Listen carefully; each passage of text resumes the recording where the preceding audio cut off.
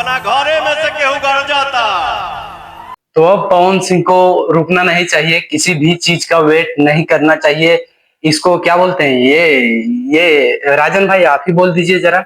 इस हरामी, इस दोगले बाबा खान को हाँ, ये वही जो राजन भाई ने बोला है। इसको ऐसा जवाब मिलना चाहिए कि अपने इंस्टाग्राम आईडी पे भाई हमें भोजपुरी समाज से हम कान पकड़ के माफी मांगते हैं, और हमारे पूज्य पवन सिंह उससे हम उठक बैठक करते हैं, कान पकड़ के सॉरी कहते हैं। ऐसा बोलना चाहिए, पवन सिंह को कुछ ऐसा करना चाहिए कि यार ऐसे ही कुत्ते की तरह भौंके।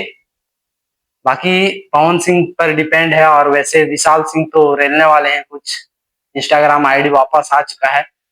विशाल सिंह तो छोड़ेंगे नहीं बाबा खान को, बाबा खान को ढाबा बनाकर मानेंगे। विशाल सिंह ने अपने इंस्टाग्राम आईडी पे कहा है, ये 1-2 दिन बस इंतजार करना है।